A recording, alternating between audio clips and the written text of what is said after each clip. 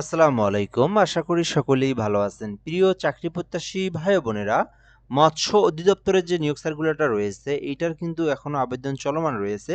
তো 15ই মার্চ পর্যন্ত আপনারা আবেদন করতে পারবেন। এখন পর্যন্ত যারা এই সার্কুলারে আবেদন করেননি, অবশ্যই আপনারা এই সার্কুলারটাতে আবেদন করার চেষ্টা করবেন। কেননা 2026 সালের এটা হচ্ছে ফেব্রুয়ারি এবং মার্চ মাসের অনেক বড় একটা নিয়োগ সার্কুলার, যেখানে 284টি পদ রয়েছে।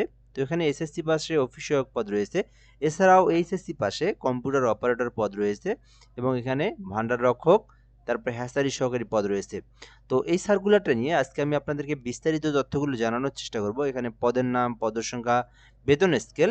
আর এটা কিন্তু সরকারি স্থায়ী রাজস্ব খাতভুক্ত নিয়োগ সার্কুলার। তো আপনি বাংলাদেশের যে কোনো জেলার প্রার্থী হন না কেন আপনি কিন্তু আবেদন করতে পারবেন। তো এজন্য এই যে এই সার্কুলারটা আপনাকে ভালোভাবে দেখতে হবে, বুঝতে হবে, তারপরে কিন্তু আপনাকে আবেদন করতে হবে।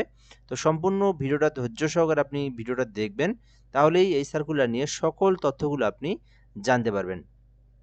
আর আমাদের চ্যানেলে নতুন হয়ে থাকলে চ্যানেলটিতে সাবস্ক্রাইব করে রাখবেন। বাংলাদেশের সকল নিয়োগ সার্কুলারগুলো আমরা এই চ্যানেলের মধ্যে আপলোড দিয়ে থাকি। তো আপনি একজন চাকরি প্রত্যাশী হয়ে থাকলে চ্যানেলটিতে অবশ্যই সাবস্ক্রাইব করে আমাদের সঙ্গে যুক্ত থাকবেন।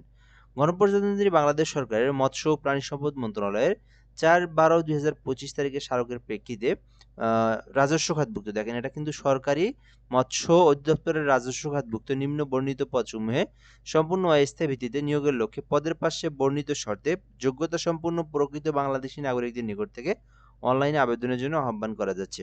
তো এইখানে বাংলাদেশের যে কোনো জেলার যে কোনো প্রার্থী ছেলে মেয়ে উভয় আবেদন করতে পারবে।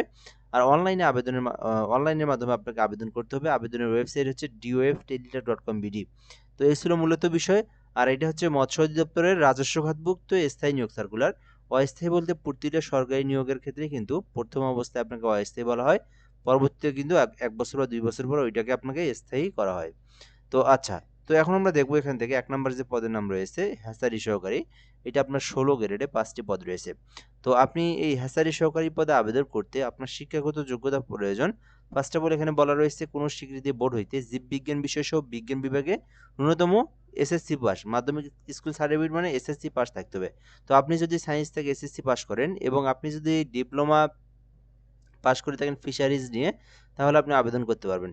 বলা আছে যে সমমান পরীক্ষায় উত্তীর্ণ সহ কোনো স্বীকৃতি বোর্ড হইতে মৎস্য বিষয় ডিপ্লোমা, অর্থাৎ আপনি যদি ফিশারিজ নিয়ে ফিশারিজ ডিপার্টমেন্ট থেকে ডিপ্লোমা পাস করে থাকেন, তাহলে হ্যাচারি সহকারী পদটাতে আবেদন করতে পারবেন। 2 নম্বরে রয়েছে ভান্ডার রক্ষক, যেখানে 2টি পদ রয়েছে। এক্ষেত্রে আবেদনের জন্য শুধুমাত্র উচ্চ মাধ্যমিক অর্থাৎ এইচএসসি পাস করলে আপনি ভান্ডার রক্ষক পদে আবেদন করতে পারবেন। তো এটাতে আবেদন করতে অবশ্যই আপনাদেরকে এইচএসসি পাস করতে হবে। 3 নম্বরে গাড়ি চালক পদ রয়েছে, 6টি পদ রয়েছে। এক্ষেত্রে আবেদনের জন্য আপনাকে শিক্ষাগত যোগ্যতা যেটা প্রয়োজন 8ম শ্রেণী পাস।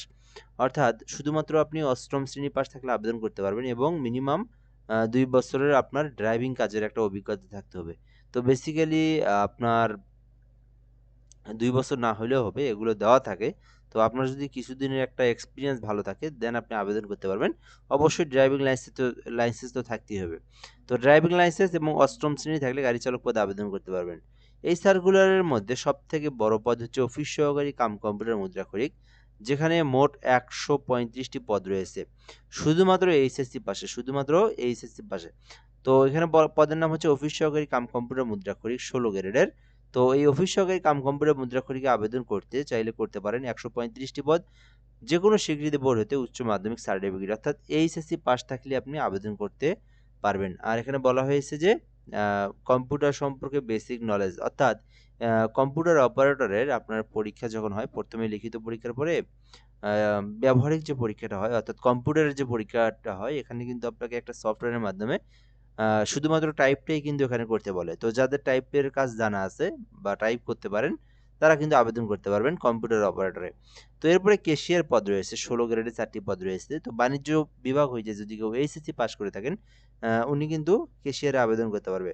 তো আপনারা যারা বিজনেস স্টাডিজ নিয়ে যারা এইচএসসি পাস করেছেন, তারা কিন্তু ক্যাশিয়ার পদে আবেদন করতে পারবেন। এরপরে 6 নম্বরে আছে ডেক হ্যান্ড, যেটা হচ্ছে 16 গ্রেডে 6টি পদ রয়েছে। এটা হচ্ছে ইনল্যান্ড মাস্টার বিষয়ে যাদের 2য় শ্রেণীর সার্টিফিকেট রয়েছে, কম্পিটেন্স যারা হয়েছেন, তারা কিন্তু আবেদন করতে পারবেন। এছাড়াও এখানে কিন্তু 2 বছরের একটা অভিজ্ঞতার কথা বলা হয়েছে। 7 নাম্বার যেটা, এটাও কিন্তু অনেক বড় একটা পদ, এখানে 126টি পদ রয়েছে। তো আপনি চাইলে এটাতে আবেদন করতে পারেন। অফিস সহায়ক পদের নাম তো আপনারা সকলেই জানেন, অফিস সহায়ক। এটা 20তম গ্রেডের মধ্যে 126টি পদ রয়েছে এখানে। তো আপনি চাইলে এটাতে আবেদন করতে পারেন। এখানে আবেদনের জন্য শিক্ষাগত যোগ্যতা শুধুমাত্র এসএসসি পাস। এখানে কিন্তু আলাদা অভিজ্ঞতা বা কোনো কিছুরই প্রয়োজন নাই। শুধুমাত্র আপনি এসএসসি পাস করছেন, তাহলে আপনি অফিস সহায়ক পদে আবেদন করতে পারবেন। তো যারা এইচএসসি পাস করে সরকারি চাকরি আবেদন করে থাকেন, অফিস সহায়কে আবেদন করতে পারেন। এইচএসসি পাশে কেউ খুঁজে থাকলে, যদি কম্পিউটার জানা থেকে থাকে টুকিটাকি এবং টাইপের কাজ, তাহলে অফিস সহকারী কাম কম্পিউটার মুদ্রাক্ষরীকে আবেদন করতে পারেন। আচ্ছা, এরপর পরবর্তী স্টেপগুলো আমরা দেখব। আবেদন করতে বয়সটা কিন্তু আপনার অবশ্যই 18 হতে 32 বছর পর্যন্ত থাকতে হবে।